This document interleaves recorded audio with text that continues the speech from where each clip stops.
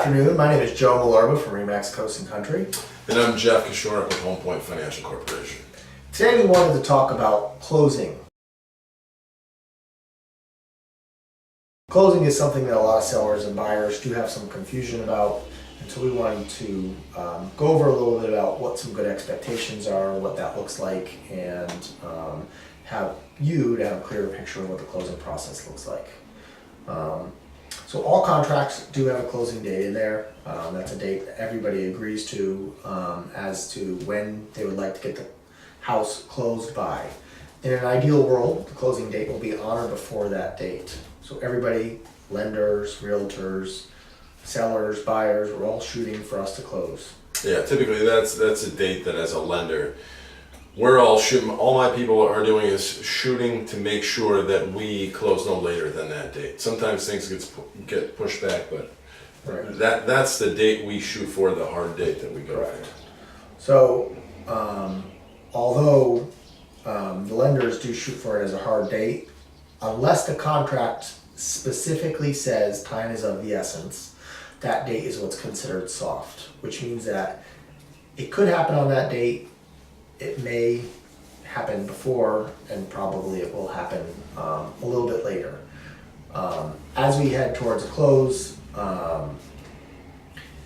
the lawyers are going to be setting up your closing date, and they're going to be working directly with your lenders to get the financing done. Once we have the official clear to close, And that approval is your loan commitment. Right? the approval is a loan commitment, which is one of the first financing dates in the contract, other than the applying for a mortgage date. We will then notify the attorney. The attorney will then reach out to the client to schedule. Scheduling is where you coordinate with the buyers, sellers, both agents on a specific date and location for the closing. So you'll need to have your insurance binder ready. You'll need to have the dates all locked down. Yeah, the clear to close will be subject to that having already happened. So Right. we will issue a clear to close. Typically, the insurance binder is the last piece of the puzzle. And the reason it is because your policy effective start date is going to be the day of the closing. So we typically ask the attorneys to schedule so we know the firm date that we're closing. And then once they coordinate all that, we set the binder in motion and give the official clear and authority to the Perfect. closing agent to schedule that. So the way I've heard it said is, and I like this best, is your closing date is not your birth date. Your birth date happens the same day every single year, no matter what, that's your birth date. Your closing date is a lot more like a due date. So everybody's shooting for that date, and it certainly could happen earlier, and it certainly could happen later, but it's not an exact science. There are a lot of things that happen behind the scenes, additional to the attorneys getting the money and giving it to the sellers and getting a clear title and getting title insurance and preparing to put the deed into your name. All these things happen behind the scenes and make it so that we have to work with everybody's schedules in order to get it done in a timely fashion. In addition to doing a walkthrough the day of closing and making sure that everything is the way it's supposed to be. Yeah, and after we issue the clear to close and the attorney schedules, that's what allows us to send out what's called the closing disclosure.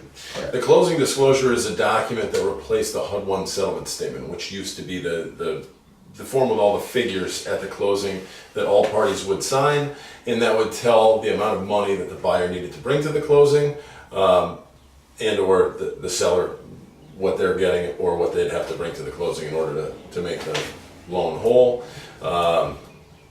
And that closing disclosure has to be executed 3 business days prior to the closing in order to close on time. So if a lender's running a little bit behind, there is an exception to the rule, but we're not going to get into that because I've never seen it executed.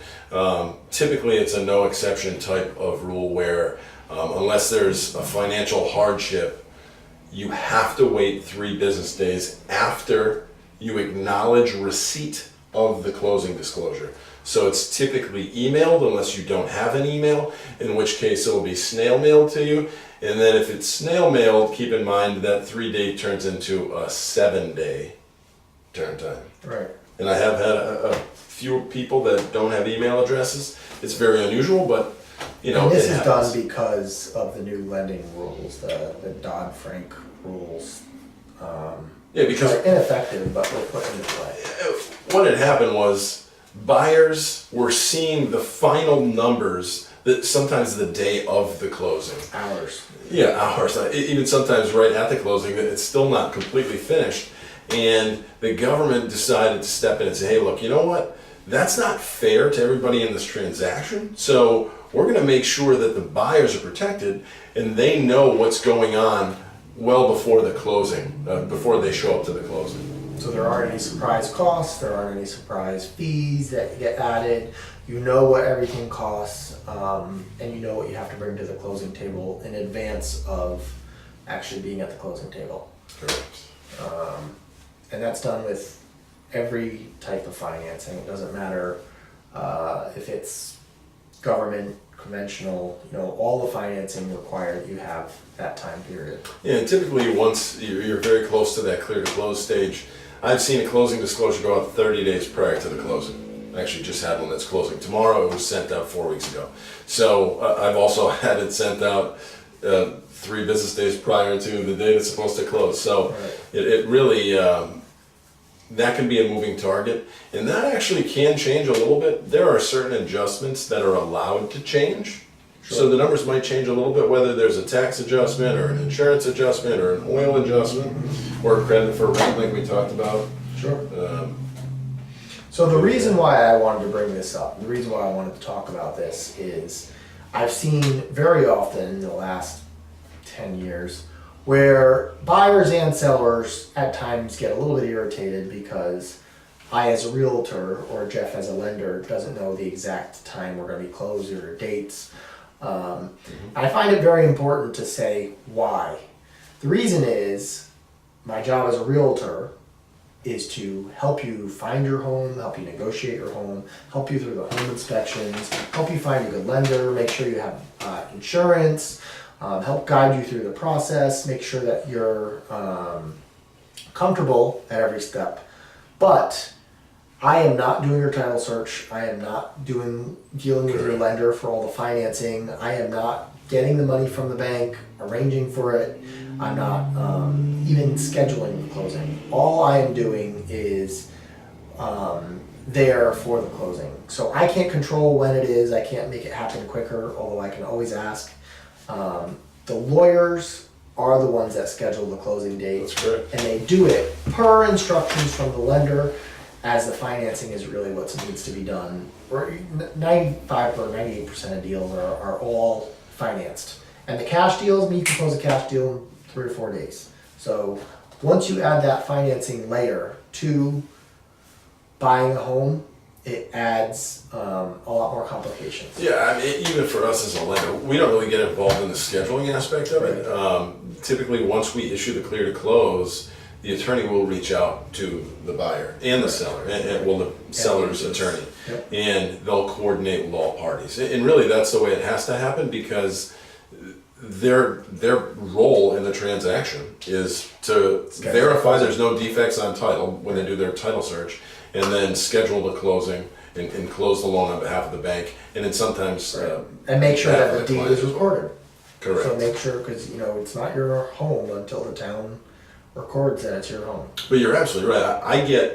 I would say on 100% of transactions, the buyer will ask, "Hey Jeff, when are we closing? Where are we closing?" Right. And Yes. unfortunately, a lot of times I don't have an answer to that, but sometimes we do step in and contact the attorney and try and help coordinate it because, again, we're facilitating the transaction and we want to make sure that it's smooth.